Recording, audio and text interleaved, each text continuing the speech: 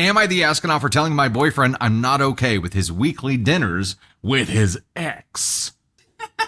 My boyfriend, 29 male, and I, 27 female, have been together for about 8 months now. Things are good most of the time, except he still gets dinner every single week with his ex. It's the same restaurant, same night of the week, and with just the two of them. Boop. They dated for years but broke up a while ago. He says that they've stayed close friends. I didn't love it, but I tried to be cool about it. Then I finally met her. She wasn't openly rude, but definitely had an attitude. She called me the new one and made little digs like how she got him into certain hobbies or sports he now takes me to. It didn't feel friendly. My friends who were there noticed it too. I told my boyfriend it makes me uncomfortable. I'm not asking him to cut her off, but a weekly one-on-one dinner feels like a bit much for me, especially when she clearly doesn't like me. He says I'm overreacting and that it's just a tradition. He offered to let me tag along, but I don't want to sit there getting passive-aggressively judged over dinner. Now he's upset and kind of pulling away. Am I being unreasonable here? No, you are not being unreasonable, and I think if he's pulling away after you've issued your discomfort here, you know everything you need to know.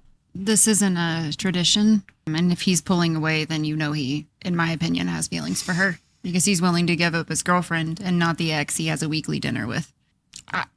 In my opinion, and I could be totally wrong, but I feel like if you truly care about somebody and don't have feelings for your ex, you wouldn't be having weekly dinners.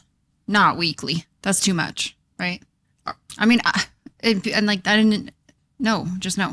Like, this is too much. I don't think you should have to put up with this in a relationship. We don't get weekly dinners. No, that's what I'm like. You can come with us, but why do you need to maintain that relationship? Why do you need to maintain it every single week? Like, in my opinion, is too much. And if you're significant, I can't see any person going into the relationship and it just being okay with it. Yeah. There's going to be questions no matter what. So I think there's a complication in the beginning here, and OP said it herself, and it was similar in the story I read this morning.